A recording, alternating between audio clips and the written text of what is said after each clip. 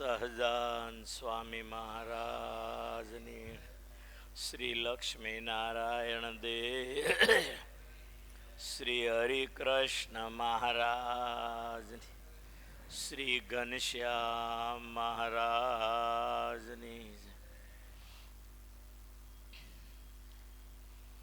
ભગવાન અને ભગવાનના ભક્ત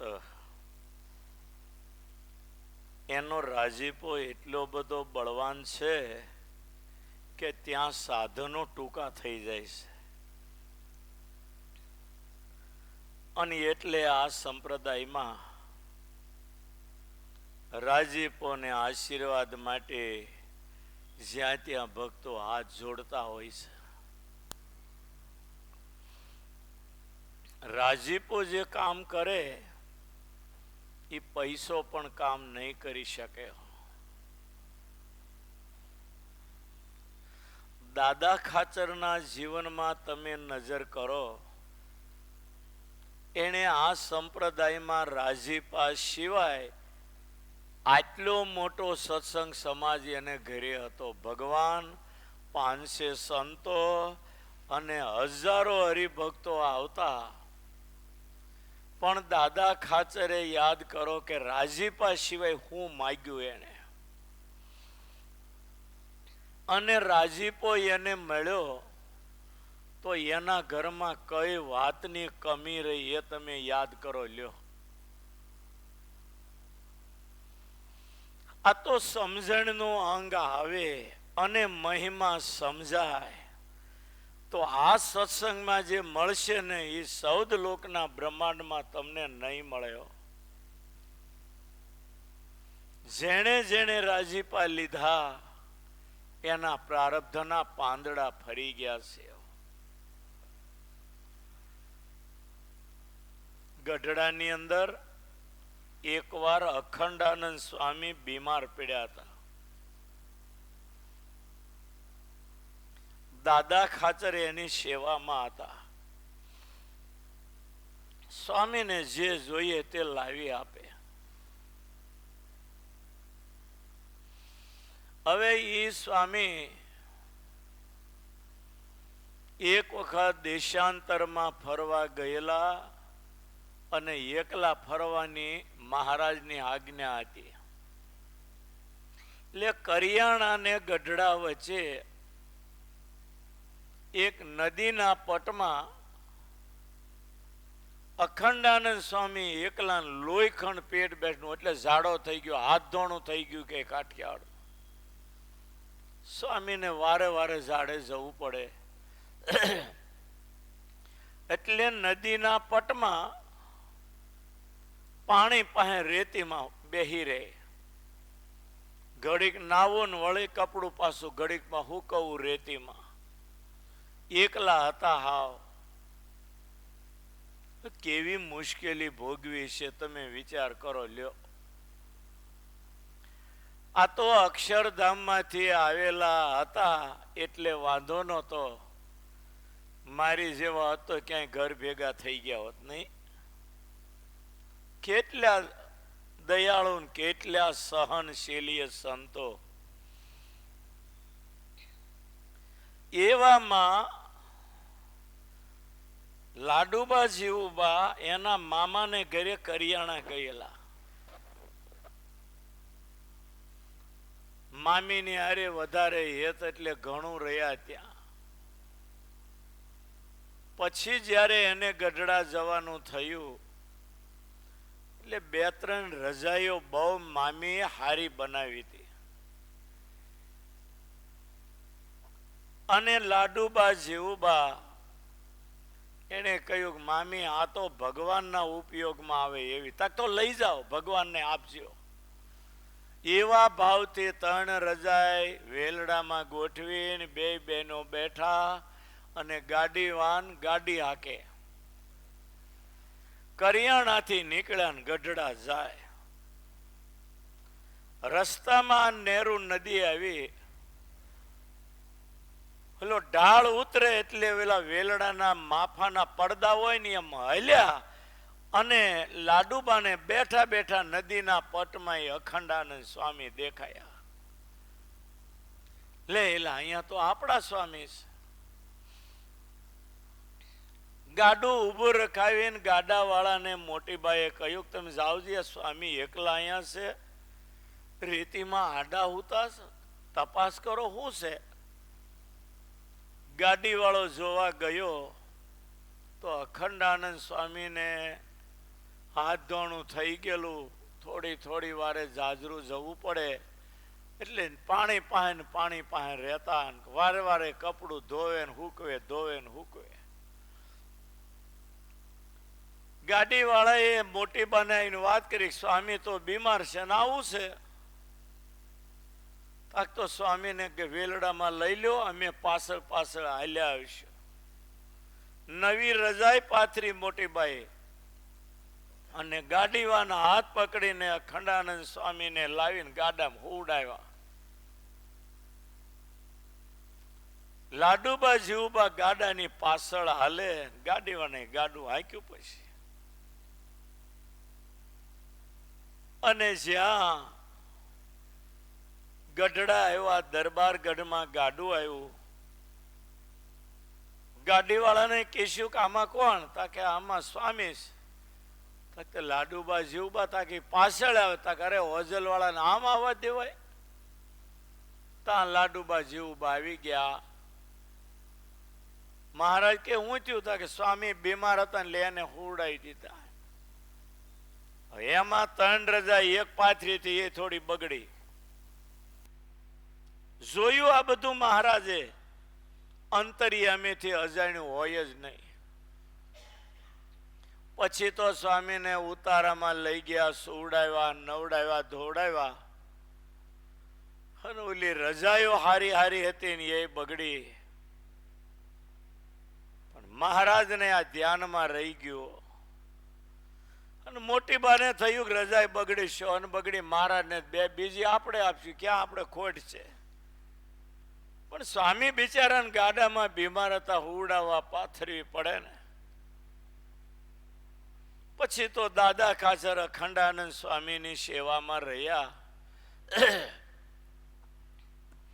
રાતના 12 વાગ્યા હશે, સ્વામી પથારી પાસે બેઠા છે, સ્વામી વાતો સીતો કરે. 12 વાગ્યા એટલે સ્વામી બોલ્યા, દાદા ખાચર કાંઈક થોડું ખાવાનું હોય ને તો ભૂખ લાગી છે અત્યારે. રાતના 12 વાગે અખંડાનંદ સ્વામીએ કહ્યું ભૂખ લાગી. શું જમવું સ્વામી? સ્વામી કે બાજરાનો રોટલો ને ભાજી જેવું હોય ને તો જરાક થોડું ખાવાનું મન થાય. સાજે તાવ આવે ને પછી ખાવું ભાવે નહીં, પણ ઉતરે ને એટલે નવી નવી ખાવાની રુચિ થાય. દાદા ખાચર કે વાંધો નહીં. હવે રાતના 12 વાગ્યા હતા, દરવાજો બંધ હોય.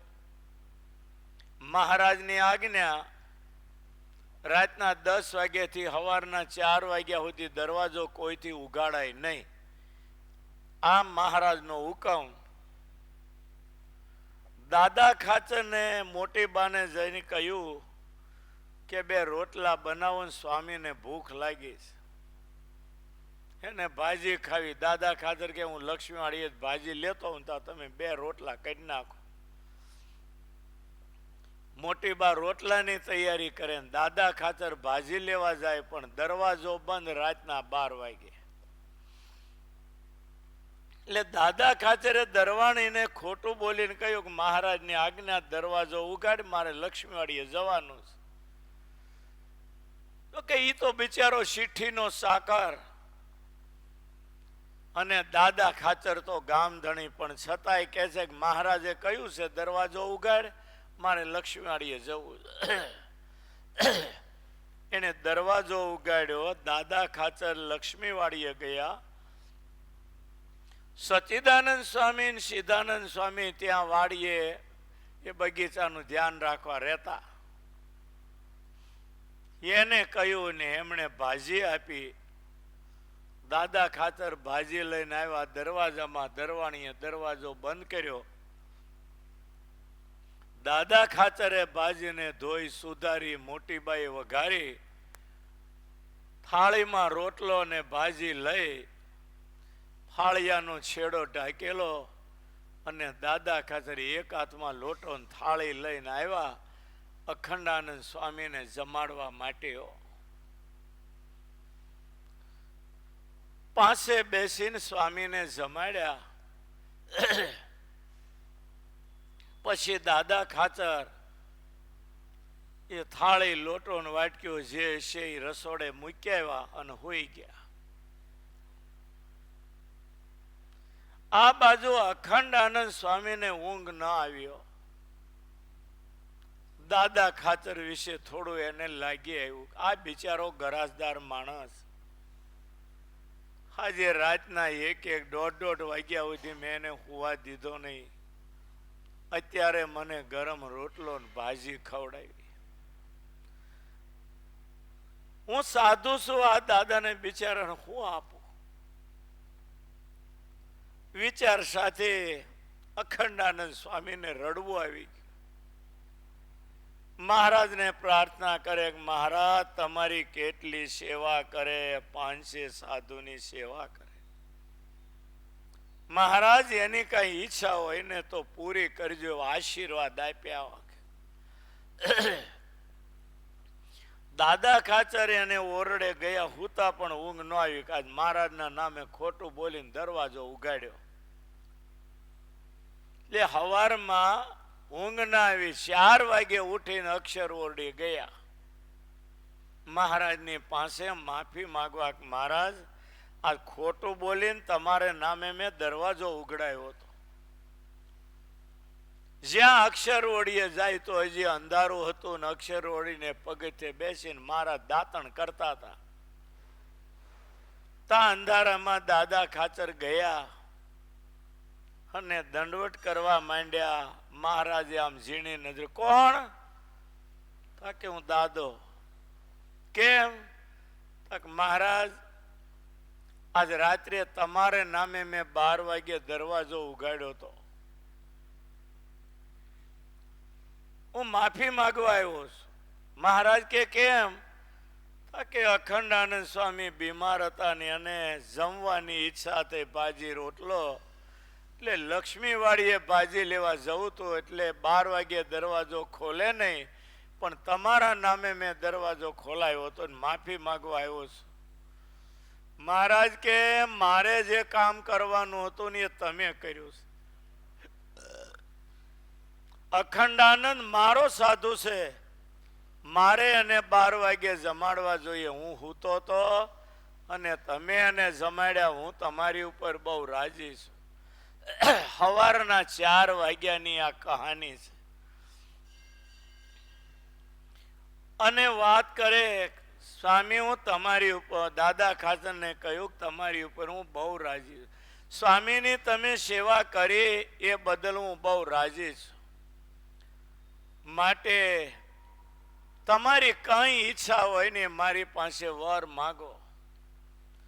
ત્યારે દાદા ખાચર હાથ જોડીને બોલે, મહારાજ મોટા મોટા રાજાઓ મહારાજા અહીંયા આવી હાથ જોડીને તમને આમંત્રણ આપે કે મારે ત્યાં પધારો, મારે ત્યાં પધારો. તમે ક્યાંય જતા નથી અને મારા ગાર માટીના ઘરને તમે તમારું ઘર માનીને રહ્યા. હવે આમાં મારે વિશેષ શું માગવાનું રહે? અને સવારે 4 વાગ્યા સંવાદ બન્યો અને આપણા સંપ્રદાયના સંત લક્ષ્મીનારાયણ સ્વામી એ સવારના પ્રભાતી રાગની અંદર આ પદ બનાવ્યું. સુંદર શ્યામ છબેલ છે ગઢડું ગેલું કીધું રે સમયા રંગ ઉત્સવ કરીને દિવ્ય સુખડો દેધો રે. દાદા ખાચરે હાથ જોડીને માંગ્યું કે મહારાજ તમે રાજી હો ને તો આ ગરડાને તમારું માનો અને કાયમ મારે ઘરે રહો, તમારી સંતોની સેવાનો અમને લાભ આપો. અને પછી સવારમાં 4 વાગે પ્રભાતી રાગમાં મહારાજે આશીર્વાદ આપ્યો. ગઢડું મારો હું ગઢડાનો કે દે નહીં મટવાનો રે. લક્ષ્મી નારાયણ દાસે સુણ્યો રદગત મત માવાનો રે.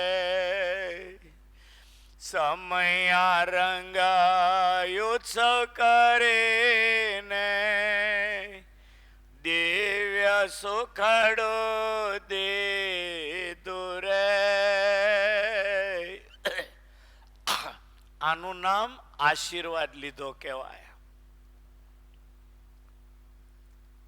દાદા ખાતરને જો આટલું માન સન્માન સંપ્રદાયમાં મળતું હોય તો આનું એક જ કારણ હતું કે એને મહારાજ અને સંતોને કેવળ રાજી કર્યા છે. હવે એ વખતે 12 ગામનો ગરાસ એટલે આજે 50,000 કમાઈને ઘર ચલાવે ને એવો વ્યવહાર હોય. પણ 500 સંતો એને ઘરે કાયમ રહે. રોજ 200-500 માણસના સંઘોની અવર જવર કાયમ રહે. આ બધાને હાથવે તો એ ગરાસ વેચાઈ ન જાય. ભાવનગર રાજાને જેટલો ગરાસ હતો ને એટલો સુરતમાં આજે હજારો કાઠિયાવાડીને ઘરે છે. દાદા ખાચરના જીવનમાં એને આ સંપ્રદાયમાંથી રાજીપા સિવાય કાંઈ લીધું નથી. કોઈને પાસે કાંઈ માગ્યું નથી. આખો સંપ્રદાય આજે દાદા ખાચરનો ઋણી છે.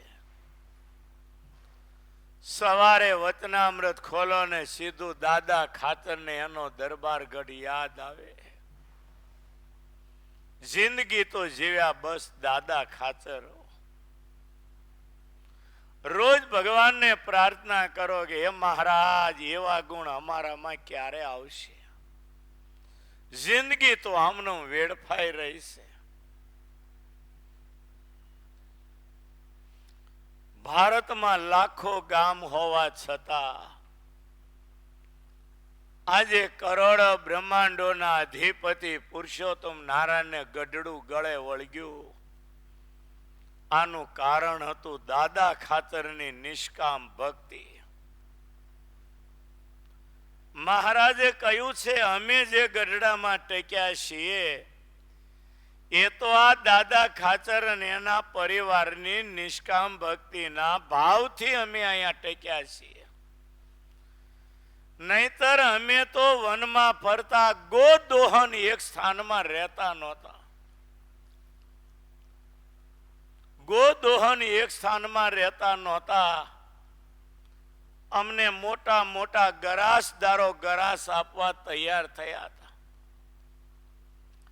માનસ પતનના સત્રધર્મા રાજા, બુટોલ પતનના મહાદત્ત રાજા, ધરમપુરના કુશલ કુંરબા સ્ટેટના રાણી, મહારાજા સયાજીરાવ ગાયકવાડ બીજા, આવા કેટલાય એને સુખ સાહેબી સાથેના રજવાડાઓ આપવા તૈયાર થયા. મહારાજ ક્યાંય રોકાયા નથી. અને એ દાદા ખાચરના દરબાર ગઢને પોતાનું ઘર માન્યું.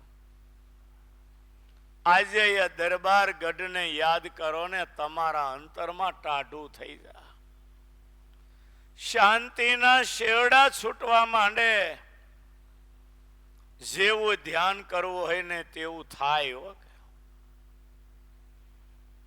મહારાજ માણકી ઉપર બેઠા હોય, એક બાજુની ઓસરીમાં લાડુબા જીવબા આદિ બેનો ખીસો ખીસ ઉભા હોય. બે બાજુના ઓરડામાં એક બાજુ સંતો ઉભા હોય, એક ઓસરીમાં હરિભક્તો ઉભા હોય. ભક્તોને રાજી કરવા મહારાજ માણકી ઉપર બેસી અને લીમડાની ચારે બાજુ માણકીની ઉપર બેસીને ફેરવતા હોય અને ઘોડીને ઝાડ કરે ને જોનારાઓને હસાવતા હોય. નંદો એક બાજુ ઉભા ઉભા હાથ જોઈને કાગળ અને કલમ લઈને લખતા હોય. આરે વાલો ગોડલા ખેલાવે ઘન શ્યામ રે, બાઈ મારે આંગણીએ.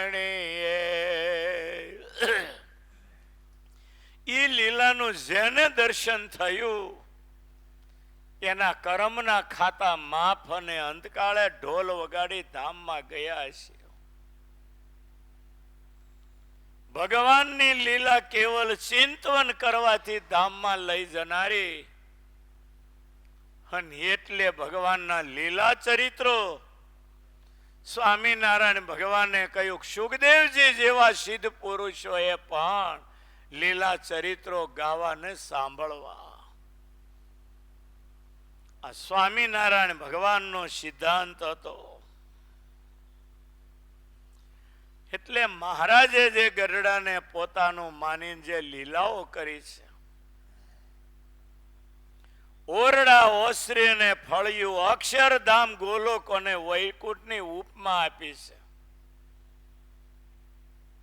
ઘણાને ગોલોકની એલર્જી, વૈકુંઠની એલર્જી, અક્ષરધામ આપણું. પણ નિષ્કુળાનંદ સ્વામીએ પુરુષોત્તમ પ્રકાશમાં લખ્યું, ઓરડા એ અક્ષરધામ, ઓસરી એ ગોલોક અને ફળિયું એ વૈકુંઠ.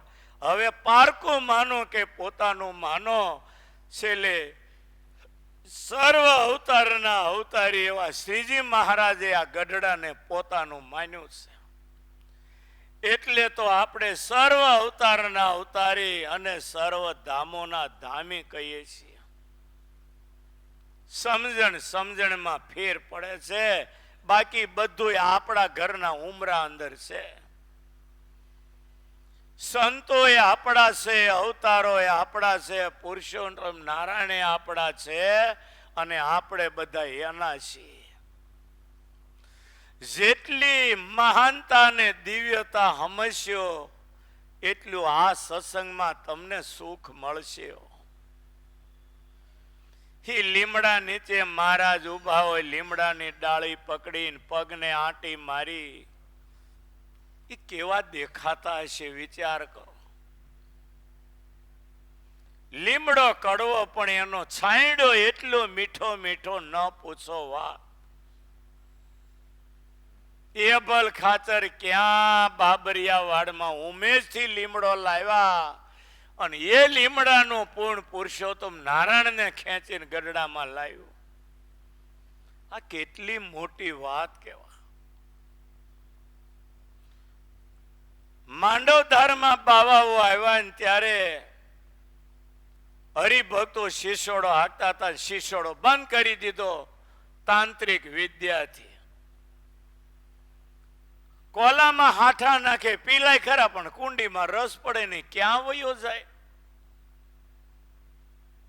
હરિભક્તો મૂંઝાણા. આ તાંત્રિક બાવાઓ હતા. અને એ તો કે લાવો 15 જણના પાકા સીધા બાપનું હોય એમ ભાગે. બે હરિભક્તો બધાએ ભેળા થઈને કહ્યું, મહારાજને કોના બાવા આવ્યા ને આવું બન્યું છે. બે હરિભગત ગયા ગઢડા, મહારાજને વાત કરી, મહારાજ હરિભક્તોના ખેતર શિશોડો હાલે, કોઈક બાવા આવ્યા છે ને એને કઈક મંતર માર્યું છે ને, હાઠા કોલામાં જાય સોતા થઈને નીકળી જાય, પણ રસકુંડીમાં પડતો નહીં, રાસ ક્યાં વયો જાય. મહારાજ કે ઓહો, એની પાસે વિદ્યા છે, એવી વિદ્યા વાળા તમારી પાસે લ્યો. આ સચ્ચિદાનંદ સ્વામી ઐશ્વર્ય મૂર્તિ લઈ જાઓ, લ્યો. સ્વામી જાવા હરિભક્તોને મુશ્કેલી આવે જરા દૂર કરો. સચ્ચિદાનંદ સ્વામી હરિભક્તો હારે આવ્યા અને બળદોને છોડી નાખ્યા. હુતરનો તાંતણો બાંધ્યો અને તાંતણો હુતરનો ખેંચે, શિશોડો હાલે અને કુંડીમાં રસનો દરોડો પીડ્યો. એટલે બાવાએ જોયું કે મારે આ તો આપણા માથાના. ઈ બાવા ગયા કોઈ પૂછવા ઉભા ન રહેવા, સીધા લેવા ઉભા ન રહ્યા. કાસા તાતણે હાક્યું. તાંતણો દેખાય, બે જમને આવીને જોડી દીધા. જમ કોઈને ન દેખાય, તાંતણો દેખાય અને શીશોડો હાલે નહીં દેખાય.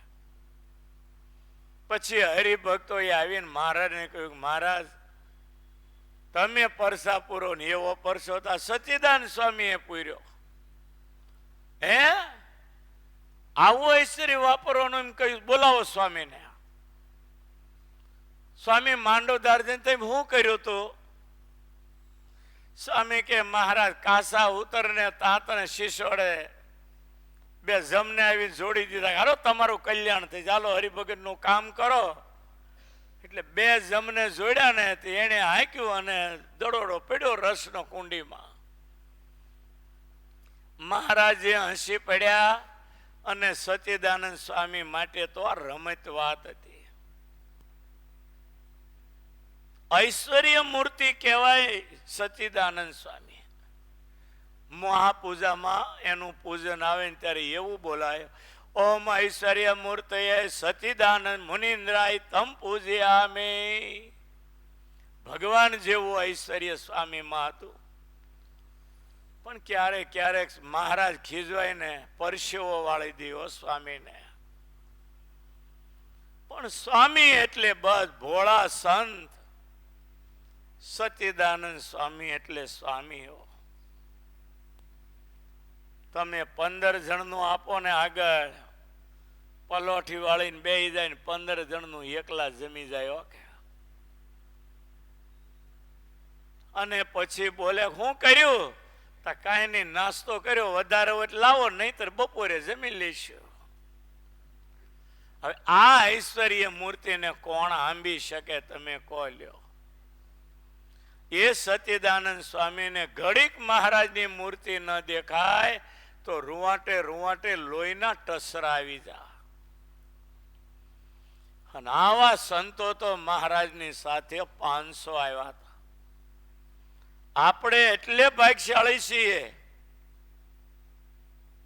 કે મહારાજની સાથે આવા 500 સંતો આવ્યા અને સંતોએ આપણને ન્યાલ કરી દીધા છે. આપણે જેવા ખાનદાન કોઈ નહીં હોય અને આપણને મહારાજે સુખ આપ્યું ને એ દુનિયામાં કોઈને નથી આપ્યું. અને એના થઈને રહેશું ને એટલે મસ્તીથી જીવવાની બહુ મજા આવશે. મહારાજ આપણા અને આપણે મહારાજના આ વાતમાં ફરક ન પડવો જોઈએ. મહારાજને પોતાના ભક્ત વાલા હતા ને એવું આ દુનિયામાં બીજું કઈ વાલું નહોતું. અને એટલે કહેવાય છે ભગવાનના ભગત થવું ને એ જ કઠણ, બાકી બધું હેલું છે આ જગતમાં. ભક્ત થાવું રે ભગવાનનું છે જો કઠણ કામ. નિષ્કુળાન સ્વામીએ તો આ બધું છે ને આડે ધડ લખી નાખ્યું. જેટલું જીવનમાં ઉતારીએ ને એટલો લાભ છે. કેવો સત્સંગ! લોકો કળિયુગ કળિયુગ કરે. આ સભામાં કેવા તમે ભગવાનના ભક્તો બેઠા. આ સભાને કળિયુગને કાંઈ નાવા નિશવાનો સંબંધ ખરો? આજે આ સભાને કોઈ પગે લાગે ને તો એના પાપ ભગવાન માફ કરી દે. સત્સંગનો આ મોટો પ્રતાપ છે. અહીંયા ગટર હતી. ઓકે, નીચે ગટરમાં એમ્બેસેડર તણાતી જતી હોય તો કાંઠેથી ખબર ન પડે એવી ગટર અહીંયા હતી. ઠાકોરજી બેઠા ત્યાં. અથાણા વાળા ગુરુ જેવાના પગલા પડ્યા. નરકની ઉપર કેવું સ્વર્ગ નહીં પણ વૈકુંઠ થઈ ગયું. સંતોના પગલે તીર્થ થાય. સાધુ નામ દર્શનમ પુણ્યમ તીર્થ ભૂતા ઈ સાધવ. ભગવાન અને ભગવાનના સંતનો કેટલો પ્રૌઢ પ્રતાપ. આ જગ્યા ઉપર આવીને પથ્થર મારો થતો કે આ તો જૂના દિવસો જેને જોયા હોય ને એને ખબર હોય. જગ્યા ઉપર આવીને પોલીસોની ગાડીઓ આવતી, ભાગવું પડતું.